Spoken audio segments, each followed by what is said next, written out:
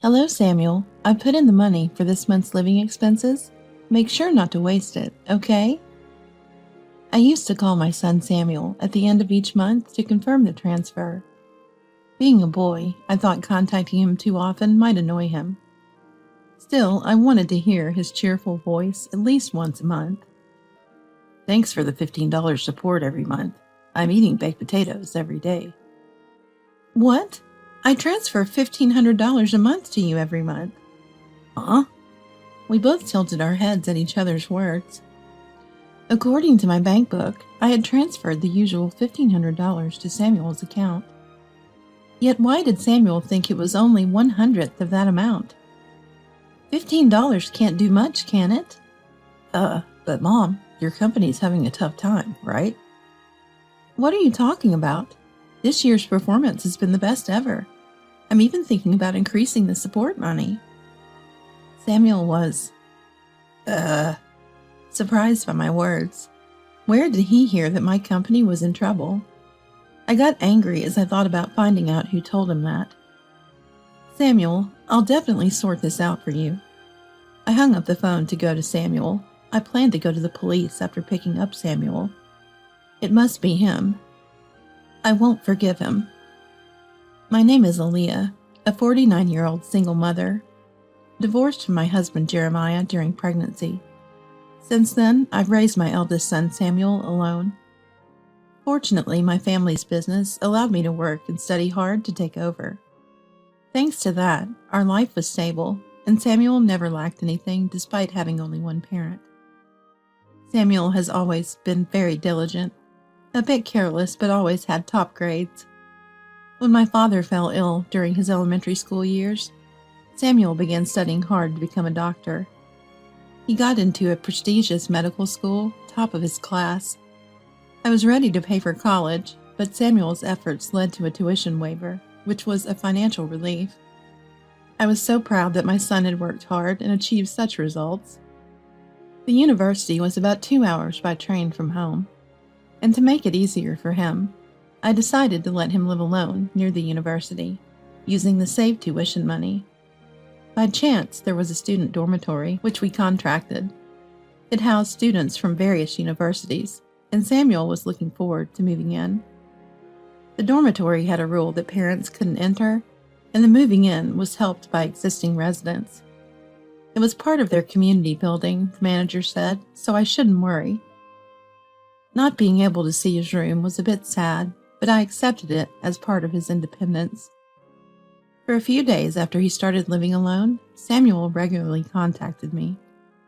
But after a week, his messages became scarce, and after a month, I hardly got any replies. He must be busy with his new life and studies. After all, no news is good news, and he would surely contact me if needed, so I decided to wait and see. Samuel contacted me about a week before Christmas break. He talked about enjoying his classes, starting a part-time job, and being busy every day, and that he would come home for Christmas. Hearing Samuel's lively voice, I felt relieved. Then Samuel asked, "Can I bring a friend home when I come for Christmas?" Apparently, it was a boy from the same dormitory who had nowhere to go during Christmas. "Why don't you just come over to our place?" So Samuel invited him. Considering Samuel was always a bit shy, he must have really hit it off with this boy. I readily agreed without any objection. When I saw the friend Samuel brought home for Christmas, I was speechless. I had imagined someone quiet like Samuel. The boy standing at the doorway had brightly dyed hair and a lot of piercings in both ears. "Yo, welcome." "Ah, Samuel's mom. You're pretty. You must be popular, right?" Maybe." Ignoring my discomfort, Eli, Samuel's friend, entered the house and sat on the living room sofa. His arrogant attitude made me want to say something, but I held back since he was Samuel's guest. During his 3-day stay, Eli often gave Samuel orders. I was worried, but Samuel didn't seem to mind much. "Hey Samuel, let's go to the arcade." "There's no arcade around here." "That's boring." If it's boring, you can always go back. In these 3 days, I had grown to dislike Eli. Because of Eli's constant presence, I couldn't spend any time with Samuel. Our precious parent-child time was interrupted, and honestly, I just wanted Eli to leave. In the end, Eli stayed not just for 3 days, but until Samuel returned to the dorm, and I couldn't spend any time with Samuel. After returning to the dorm, Samuel's contacts became sparse again. Still, I received a thank you note and brief updates about his life every month, so I believed he was all right since he was an adult. But in spring, unusually in the middle of the month, I got a call from Samuel. Sorry, I've been busy and couldn't do my part-time job. I can't pay my rent. Could you send me some money? Is it because of the exams? But I don't approve of overspending. I'll send it this time, but be careful from now on. When I said that, Really sorry, Samuel replied in a dispirited voice. It was an unusual trouble for Samuel, so I somehow felt Eli was involved. Hey, is there anything troubling you now? I'm fine. Thanks as always. Just don't push yourself too hard. Got it. I was concerned about Samuel's lack of spirit, thinking he might be upset about his first financial trouble. Then, at the end of the next month, I called Samuel. Hello, Samuel. I put in the money for this month's living expenses. Make sure not to waste it, okay? I used to call my son, Samuel, at the end of each month to confirm the transfer. Being a boy, I thought contacting him too often might annoy him.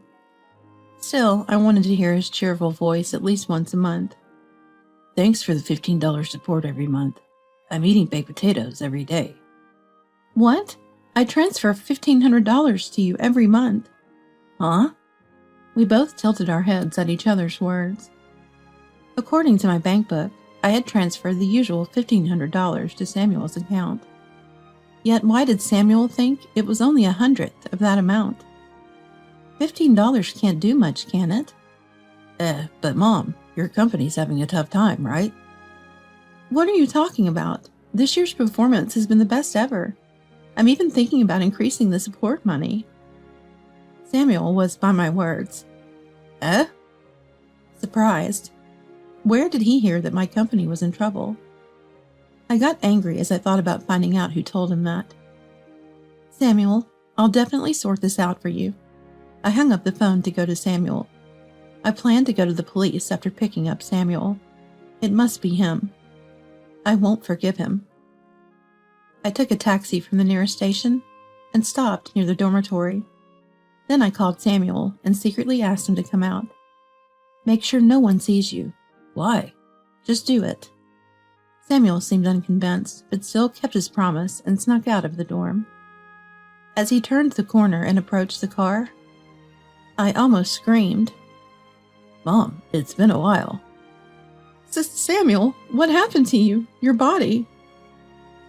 He was supposed to be healthy at Christmas, but now in front of me stood Samuel, reduced to just skin and bones. What on earth happened? I hesitantly asked Samuel. Samuel, you've lost so much weight. What happened? At first, Samuel said, It's nothing. But gradually he started telling me about his situation. Mom, after coming back from the break, you sent me a new bank book, right? Since then, the support's been $15, hasn't it? It was tough, but Eli said you were closing the company when I visited, so I thought you were struggling. I was shocked to hear that. I had no memory of talking about such a thing when Samuel was home. My company had its best performance this year. There's no plan to close it. And there was something else in Samuel's story that bothered me. Hey, what new account? Huh? That's right. I hadn't opened a new account since Samuel was born, and I've been depositing $1,500 into the same account every month. I had a bad feeling. Samuel, let's go to the police. Police? Why? The money I've been sending you might have been stolen. When I said that, No way. Samuel's eyes widened in disbelief. But then he seemed to have an idea. Could it be? I guess Samuel's suspicion was probably right. The thought of what Samuel was going through pained me. But whoever did this to him had to be held accountable. Driver, please take us to the nearest police station. The taxi started moving at my request. The driver, having overheard our conversation, kindly took us to the largest police station in the city. When we arrived, I entered the police station supporting Samuel. Samuel, who used to be in sports teams and was always careful with his diet, now seemed lighter than me. I felt tears welling up as I walked with him. At the police station, a young male officer attended to us, listened to both our stories, and first offered words of comfort. You've done well to cope with such a tough situation. Hearing this, Samuel burst into tears.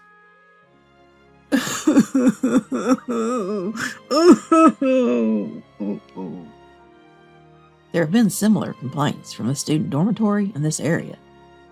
Really?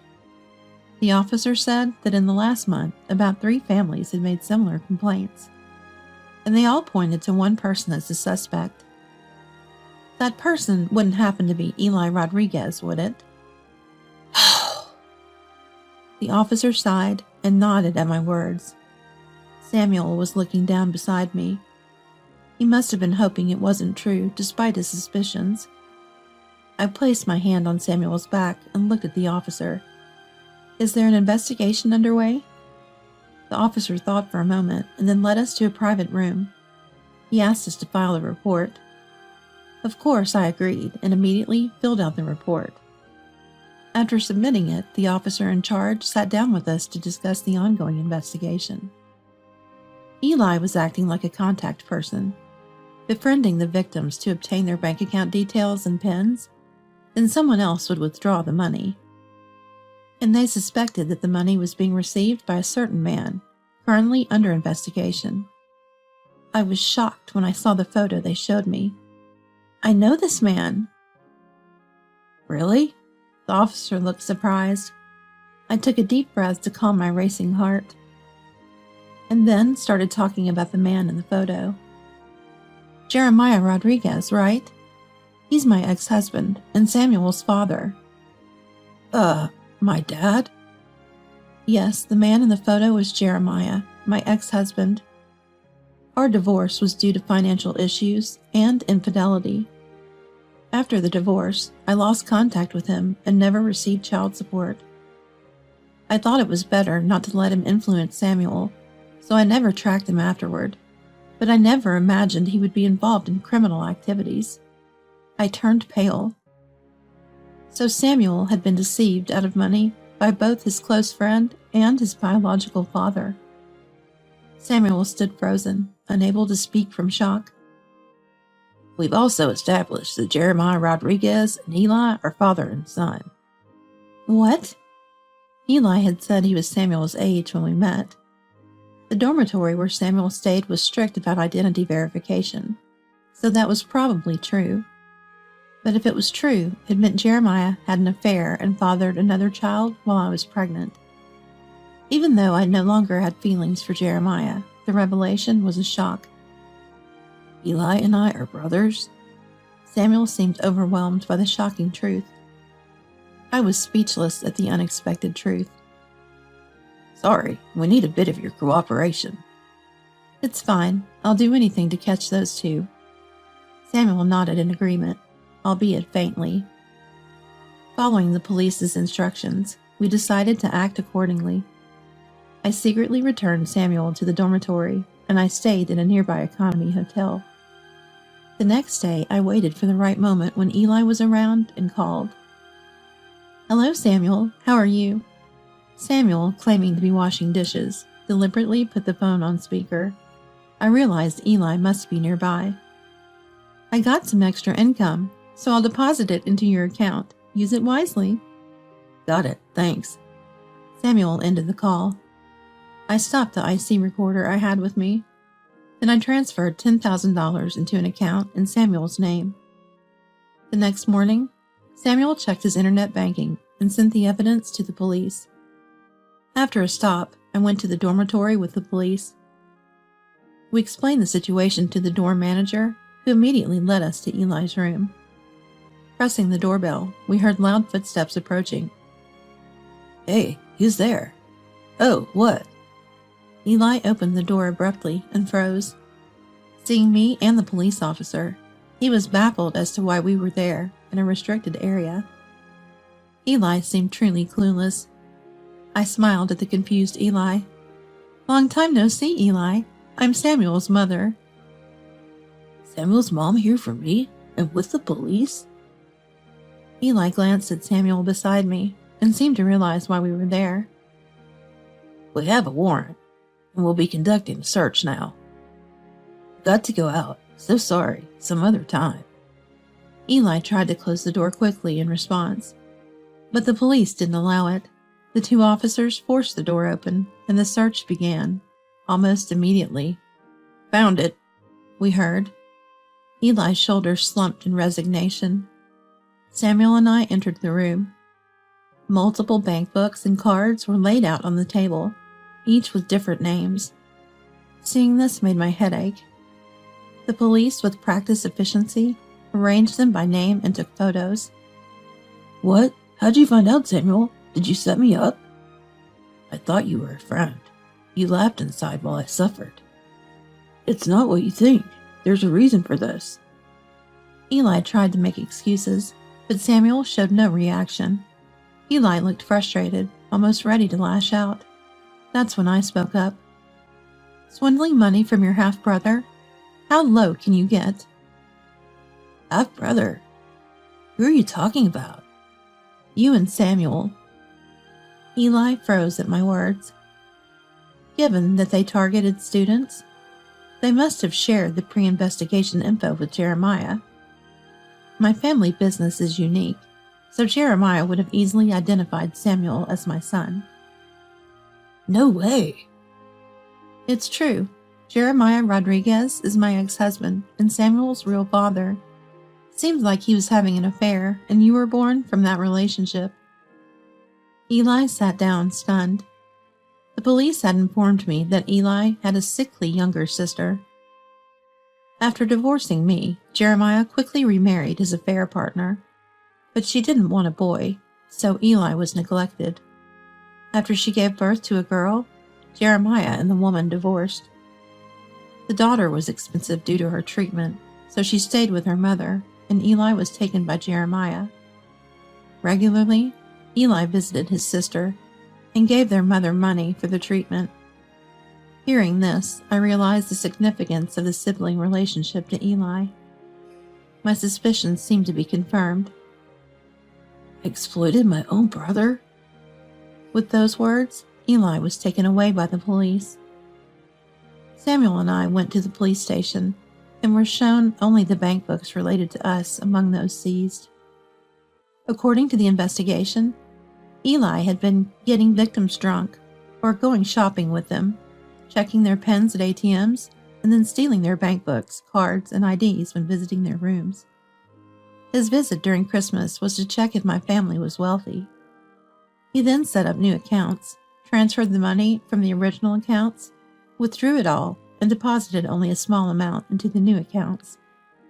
That explained why the bank book entries never matched up with my expenditures. I sighed in understanding. Eli quickly named Jeremiah as his accomplice, and by the next evening, Jeremiah was also arrested. I went to the police and shared everything about Jeremiah's past actions. Later, I decided to visit Jeremiah. Samuel wanted to come, but I asked to go alone this time, and he waited outside. Jeremiah, whom I hadn't seen in 20 years, had aged, but still had his condescending attitude. Wow, what a mess. Got carried away, huh? He spoke nonchalantly with no sign of remorse. I had to suppress my anger. I forced a calm smile. How pitiful. Lost at the casino, you see. Well, I'll just call my parents and get out of here soon. He responded, as if making small talk. I slapped a piece of paper in front of him. His face changed color. Hey, what's this about? Oh, I told your parents everything about you. Jeremiah's parents, Ruby and Nicholas, were sensible people. Even after our divorce, we kept in touch. They said they felt too ashamed to meet Samuel until Jeremiah was found.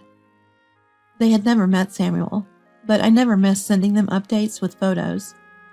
When I told them I was visiting you, they asked me to bring this. You know what this is? It's a disownment letter. Jeremiah confronted me through the glass. I replied calmly to him. You, who ran off to a woman and cut all contact, wouldn't understand their struggles. They've been patient, wanting to meet their grandson Samuel, but they decided to wait until your disgrace was settled. You should have let them meet. Don't you dare say that after all your running away. My voice raised, and a police officer in the room cautioned me to calm down. Calm down, please, he warned. I took a deep breath to settle my heart. Anyway, now Ruby and the others can finally meet their grandson. Oh, and about Eli. What about Eli? He's got nothing to do with you. He says he never wants to see you again. He doesn't want anything to do with a father who exploits his half-brother. Ruby said she would take him in. What? Without him, how am I supposed to live from now on?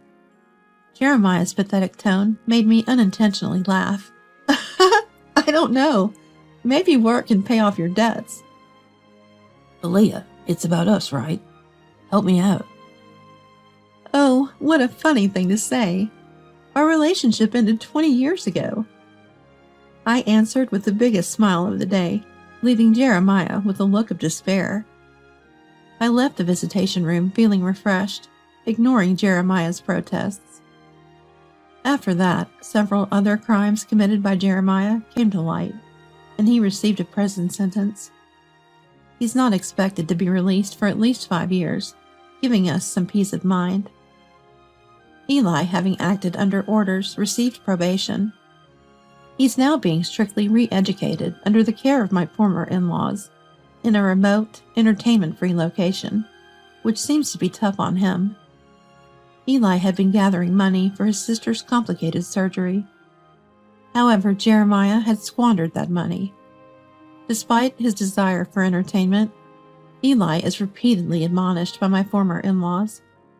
Samuel, initially confused, focused on his studies to become a doctor, successfully earning his credits and nearing the time to apply for a specialized graduate program. As for me, my company grew even more, enabling me to increase my support for Samuel. I was unexpectedly proposed to by someone who has been supporting me in the company. I'm currently keeping the proposal on hold. The person has been close to Samuel since he was a child, and it was Samuel who suggested accepting the proposal. Rather than dating, why not just get married? Samuel suggested, impressing me with his understanding of my character. You know my personality well. I was a little impressed. However, with Samuel's upcoming internships and exams, expenses will increase. For now, I'm focusing on supporting Samuel's journey to becoming a doctor. Then, I'll think about my own future.